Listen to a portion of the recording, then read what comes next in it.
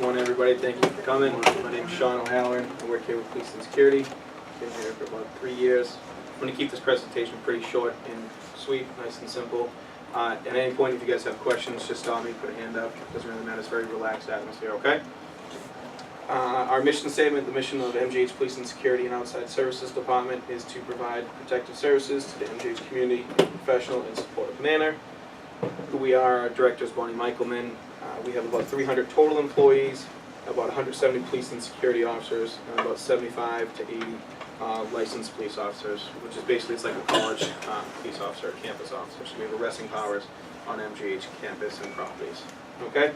We have a couple different divisions. We have operations, which is the police and security branch, systems and technology, which is, panic alarms, our camera systems, special investigations unit, which is our investigators who handle kind of any of the bigger cases, so drug diversion cases, missing property, if there's repeated patterns of, thefts and stuff.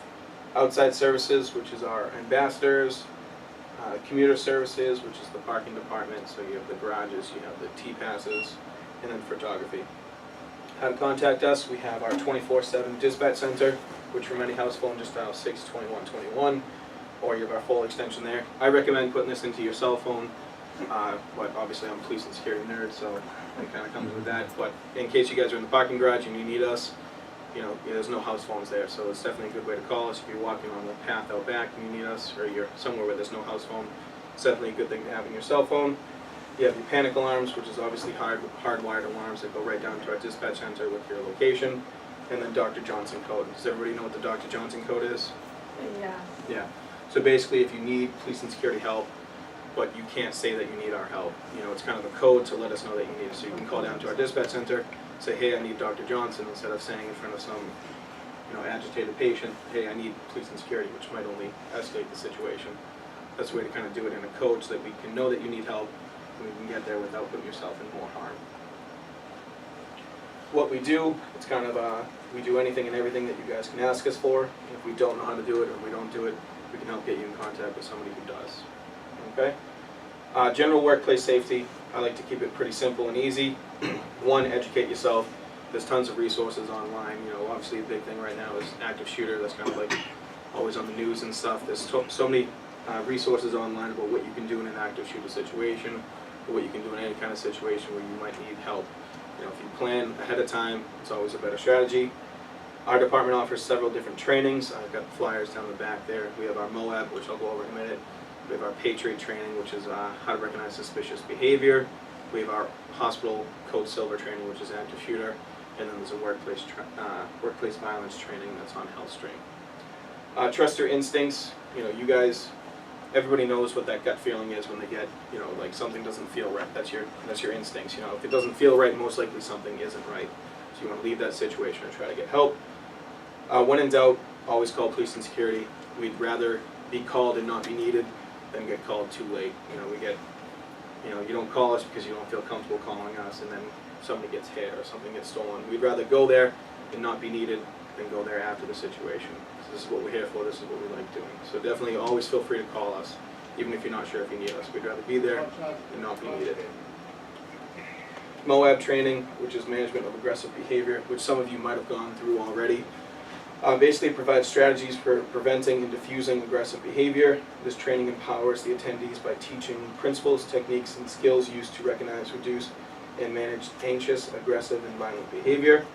So it comes down to 3 principles, which is recognizing verbal aggression, which is hopefully, you can see when somebody's getting agitated, somebody's getting aggressive, and you can get out of there beforehand. There's certain verbal cues and non-verbal cues that are common with, if an attack is imminent, that you can recognize and hopefully get out of there before it happens. Recognizing physical aggression, it kind of goes over basic self-defense situations. So if you get attacked, hopefully this will go over a way for you to safely get out of the situation. And then prevention in a critical setting, which is basically strategic planning.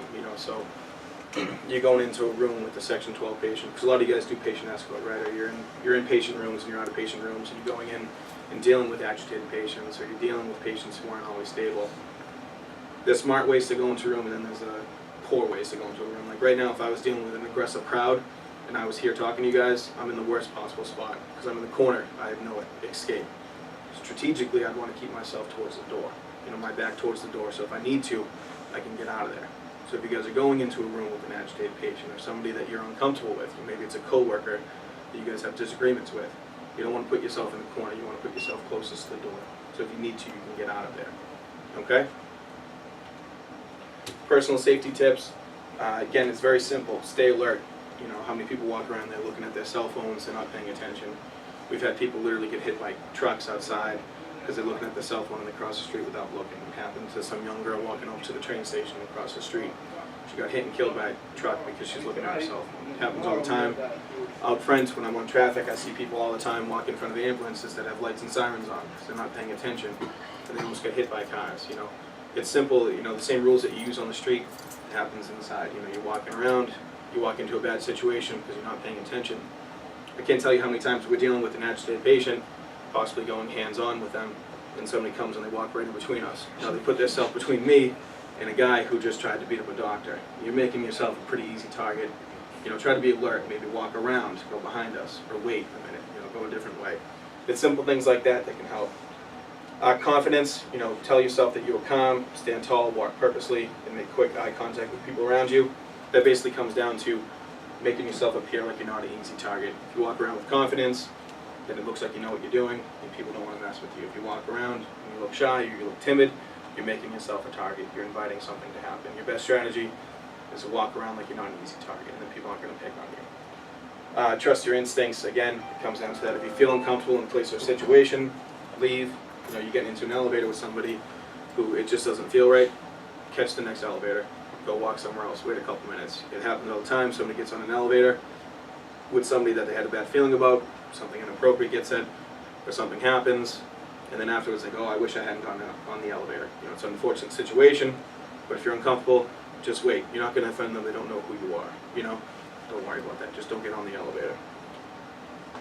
Suspicious persons. This is a good one for you guys because a lot of times you guys are in areas that are less traveled or less frequently traveled areas of the hospital. So places we might not always go to, or places that aren't like the white lobby where we have a lot of different eyes. You guys are a really good resource for us because at any given time we have maybe 20 officers on. You guys have how many people on? You're covering the whole hospital. It's a pretty big area. So you want to be looking out for people who are loitering, looking around, isolated, they look nervous, shaking, no MGH photo or ID, leaves when confronted, multiple encounters, or inappropriate clothing. So that comes down to, you work down the loading dock and you come down and there's somebody there who clearly isn't an employee. And you go up to them, hey, can I help you? Are you lost? And they just say, no, thank you, and they leave the area. That's suspicious. Something's wrong with that. Why are they in the loading dock in the first place? And if they're lost in the loading dock, then they're going to need your help. So if they don't need your help and they just leave, something's off there. You want to give us a call. You see the same person in the loading dock multiple times, and they're not an employee. What are they doing there? They're in some back hallway of the hospital, and you've seen them multiple times there. Why are they there? They're not an employee. They have no business to be there. Inappropriate clothing. It's August. It's 90 degrees out, 90% humidity. Everybody's in shorts and t-shirt, and they're wearing a winter coat. Why are they wearing a winter coat? That doesn't make sense. They're most likely trying to conceal something. Maybe they're stuffing stuff in their pockets. They're walking around taking things, and they need the big puffy coat to hide it in. Things that don't look right usually aren't right. So again, give us a call. We can go and investigate the area and see if it is something worth note, or if it's just one of the crazy patients that comes in and they're wearing a winter coat, which definitely happens all the time. Parking garage safety. This is pretty basic again. Park in well-lit areas. Lock your cars and close the windows. Place packages and valuables in the trunk of your car. Never in plain view. Be extra careful with your purses and wallets. You leave your purse on the front seat, front passenger seat. Somebody walks along. Most likely they're going to try to break into your car, maybe smash your window and take it.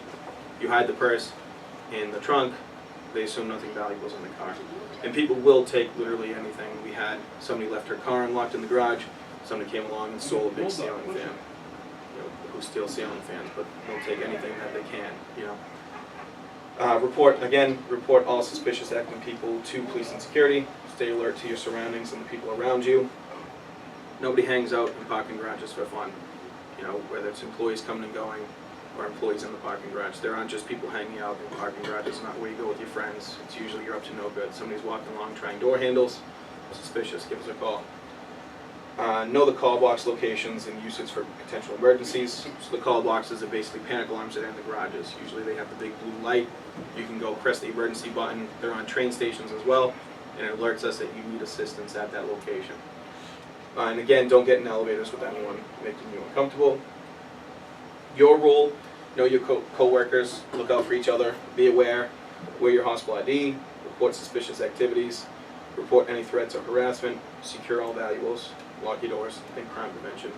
I can't tell you how many times we have a theft from somebody's office because they leave the door open, they leave their wallet out there, which you're comfortable in your workplace, it happens. You know, you guys' offices are kind of in a back area that isn't really commonly traveled, but you see somebody suspicious, you ask them and they leave, and then 2 hours later one of your coworkers comes back and finds that their wallet's missing. You know, most likely that person went in and stole it. It's happened before. Coworker sees somebody suspicious by a desk, they don't say anything. Later their coworker finds out their wallet's been missing. You know, if you had called us when it happened, hopefully we can get there, stop them, talk to them, and figure it out. So just always call us. You know, watch your coworkers back. You want them to watch your back. Again, safety services offered, customized safety planning, risk assessment, court assistance. If you guys need help with legal situations outside of here, we're definitely here to give you advice on that. You know, we're up at the courts more often than most people, hopefully. Security surveys, investigations, surveillance, systems modifications, prosecution, and educational presentations. So if you guys need us or you think you might need us, give us a call. If there's nothing that we can do, we'll tell you that, but hopefully we can find out who can help you with that. Okay, you can call our dispatch center and ask for me at any time, or any of my coworkers are willing to help you out. That's my email. You can get it from anybody that you guys need. Feel free to reach out to me if you do at any point. Okay? Any questions? One of those classes you were talking about, how do you sign up for it? So you can either email me, Dolce, or Tom Mahoney. He's our coordinator for training.